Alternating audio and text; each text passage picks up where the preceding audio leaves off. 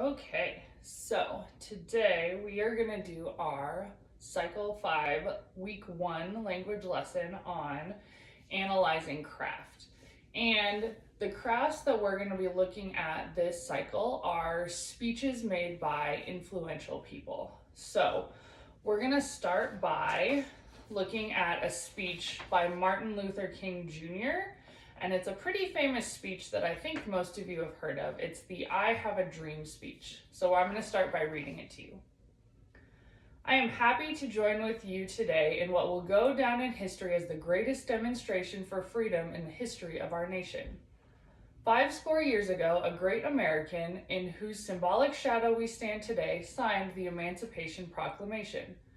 This momentous decree came as a great beacon light of hope to millions of Negro slaves who had been seared in the flames of withering injustice.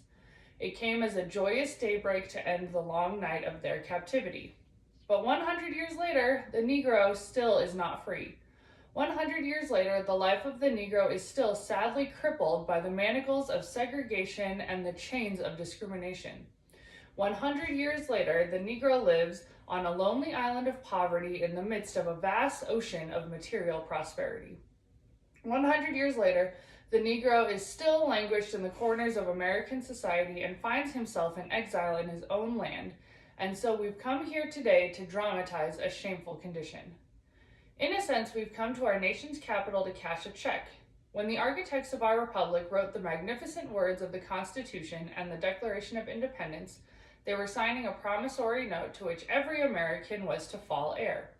This note was a promise that all men, yes, black men as well as white men, would be guaranteed the unalienable rights of life, liberty, and the pursuit of happiness. It is obvious today that America has defaulted on this promissory note insofar as her citizens of color are concerned. Instead of honoring this sacred obligation, America has given the Negro people a bad check, a check which has come back marked insufficient funds.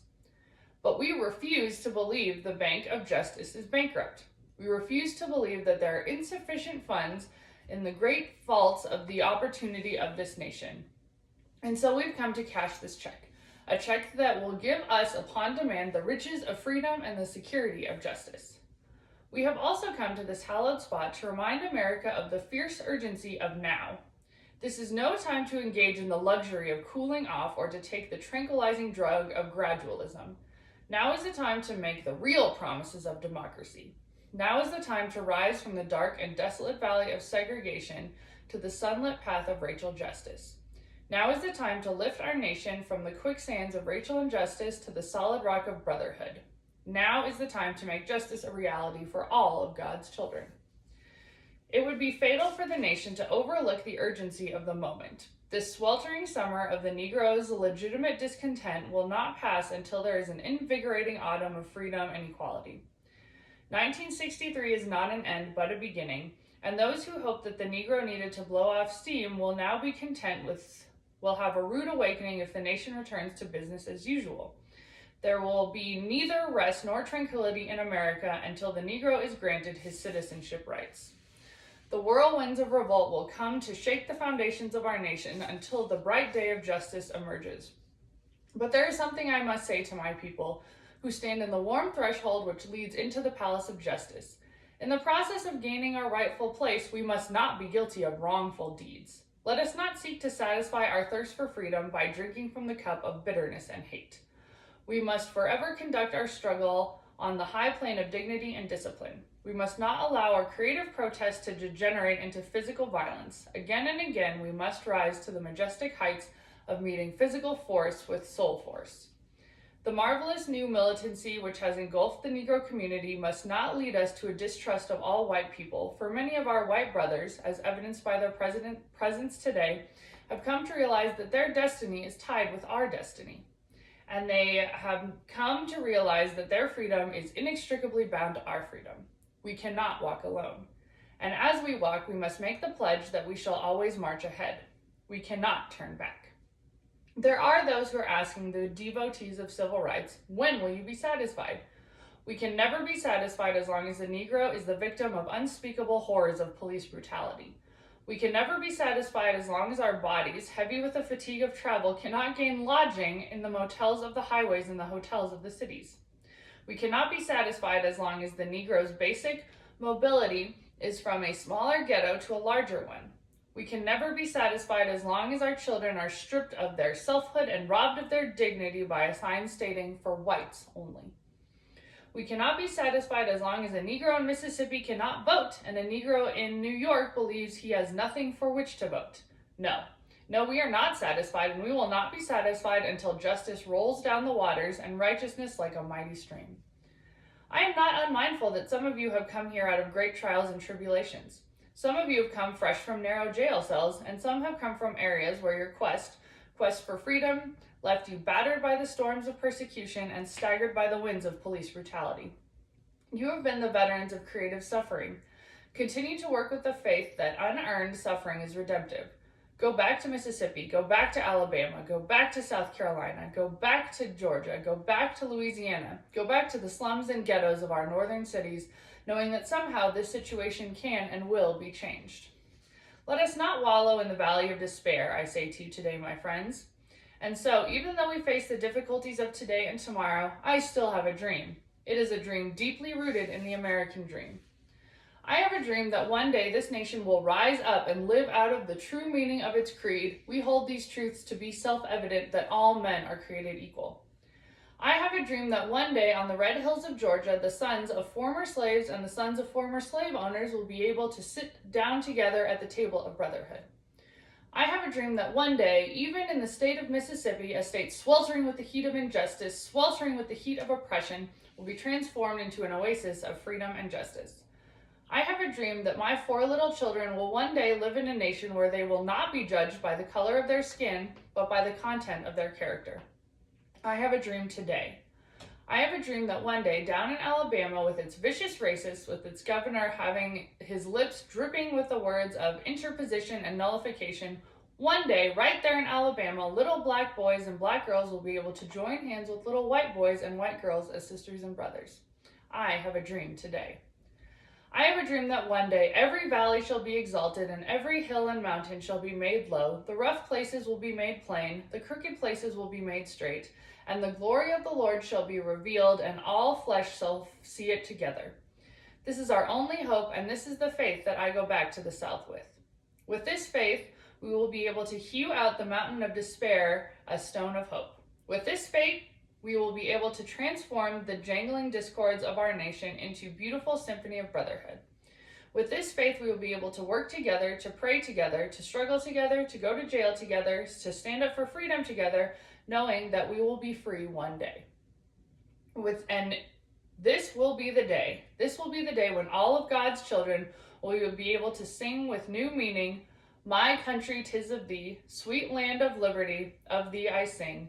Land where my fathers died, land of the pilgrim's pride, from every mountainside let freedom ring." And if America is to be a great nation, this must be true. And so, let freedom ring from the prodigious hilltops of New Hampshire. Let freedom ring from the mighty mountaintops of New York. Let freedom ring from the heightening Alleghenies of Pennsylvania. Let freedom ring from the snow-capped Rockies of Colorado. Let freedom ring from the curvaceous slopes of California. But not only that. Let freedom ring from Stone Mountain of Georgia. Let freedom ring from Lookout Mountain of Tennessee. Let freedom ring from every hill and molehill of Mississippi. From every mountainside, let freedom ring. And when this happens, when we allow freedom ring, when we let it ring from every village and every hamlet, from every state and every city, we will be able to speed up that day when all of God's children, black men and white men, Jews and Gentiles, Protestants and Catholics, will be able to join hands and sing in the words of the old Negro spiritual, "Free at last, free at last. Thank God Almighty, we are free at last." All right, so that was Martin Luther King's famous "I Have a Dream" speech, and that is from 1963. So what we're going to look at from this speech is both what is said and how it is said. So when we look at some of the main themes or big ideas in this speech, one of the biggest ones that I see is equality. So I'm going to write equality under what is said.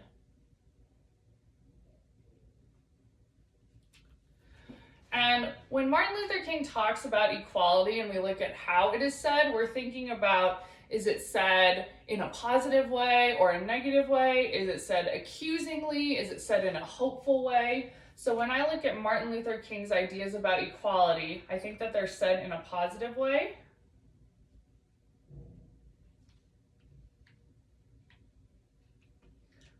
I think that he uses a lot of repetition. He repeats a lot of words over and over again to help make his point. And I think he also uses some metaphors. And one of the metaphors that he uses when he is talking about equality is, let's see which one. He's using the idea of bankruptcy. So the idea that freedom is a bank and that the Black people had a check that they couldn't cash to be free. So another big idea that Martin Luther King talks about is freedom. And when he talks about freedom, he uses a lot of comparison. So he compares freedom to a lot of things. So one of the things where he compares freedom is if we look at when he talks about specific situations. So he talks about like the signs that say for whites only, and he uses some comparisons with that. He also uses some example songs to help talk about freedom.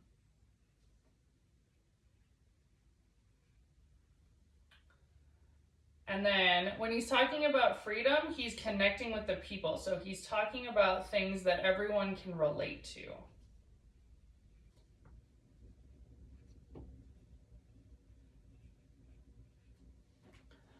Another big idea from Martin Luther King's speech is peace.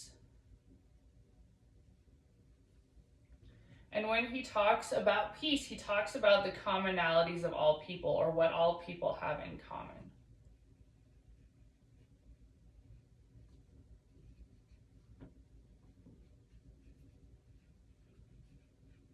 And he also talks about it in a way that he wants to unify all people. So make all people join together to look at this cause.